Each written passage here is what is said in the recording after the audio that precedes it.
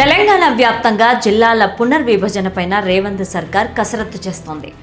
గత పాలకులు ఇష్టారాజ్యంగా విభజించిన జిల్లాలను సరిచేసేందుకు సర్కార్ యోచిస్తోంది. పార్లమెంటు నియోజకవర్గాల ప్రాతిపదికన జిల్లాలను విభజించి పాలనా వ్యయాన్ని తగ్గించాలనే యోచనలో ప్రభుత్వం ఉందట.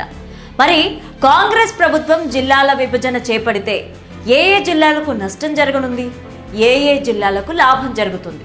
గత బీఆర్ఎస్ ప్రభుత్వం జిల్లాల విభజనలో నిజంగానే అవినీతి చేసిందా? ఇప్పుడు చూద్దాం.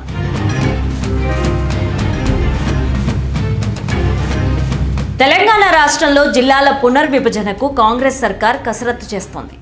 గత ప్రభుత్వంలో జిల్లాల విభజన హడావడిగా జరిగిపోవడంతో పలు జిల్లాల ప్రజలు చాలా ఇబ్బందులు పడుతున్నారని ప్రభుత్వం దృష్టికి వచ్చినట్టు తెలుస్తోంది.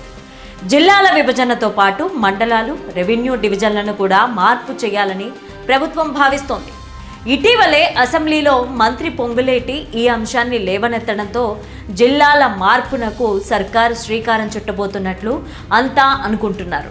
ఇప్పటికే అధికారులతో ఈ అంశంపైన సీఎం రేవంత్ రెడ్డి కూడా చర్చలు జరిపారని టాక్ నడుస్తోంది.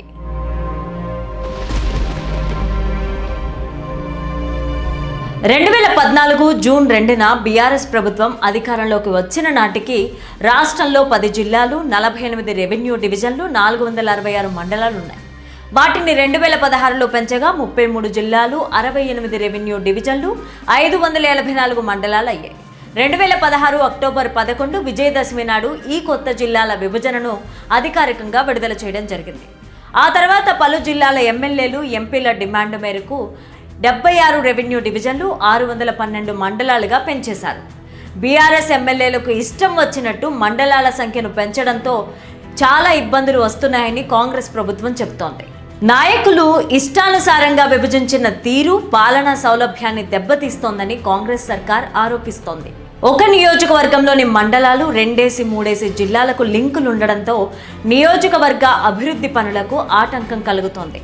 ప్రభుత్వం అమలు చేసే స్కీముల అమలులోనూ జాప్యం జరుగుతూ వస్తోంది. భవిష్యత్తులో జరిగే నియోజకవర్గాల పునర్విభజనను దృష్టిలో ఉంచుకొని ఒకే నియోజకవర్గంలోనే మండలాలను ఒకే జిల్లాలకు కేటాయించాలని ప్రభుత్వం భావిస్తోంది. దీనివల్ల పరిపాలనా వ్యయం తగ్గి పాలన గాడిలో పడుతుందని సర్కారు భావిస్తున్నట్టు తెలుస్తోంది. అదే అంశాన్ని మంత్రులు అలాగే ఎమ్మెల్యేలతో సీఎం చర్చలు జరిపినట్టు అంతా సానుకూలంగా స్పందించడంతో జిల్లాల పునర్విభజన పక్కాగా ఉండనున్నట్టు తెలుస్తోంది.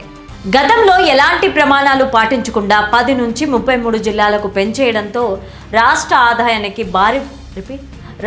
ఆదాయానికి భారం పడుతుందని కాంగ్రెస్ సర్కార్ విమర్శలు చేస్తోంది.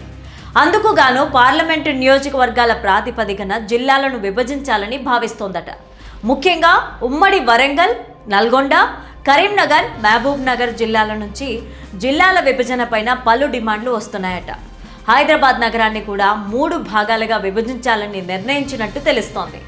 ఇదే గనక జరిగితే కొత్త మండలాలు, రెవెన్యూ డివిజన్లు ఏర్పాటు కానున్నాయి.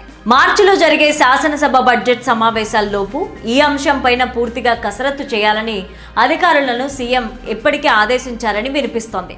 అధికారులు కూడా జిల్లాల నుంచి వస్తున్న వినతులను పరిశీలించి పూర్తి నివేదికను సీఎం రేవంత్ రెడ్డికి తొందరలో సమర్పించనున్నట్లు తెలుస్తోంది. మరి కాంగ్రెస్ ప్రభుత్వం జిల్లాల పునర్విభజన పైన ఎలాంటి నిర్ణయం తీసుకుంటుందోనని సర్వత్రా ఆసక్తి నెలకొంది.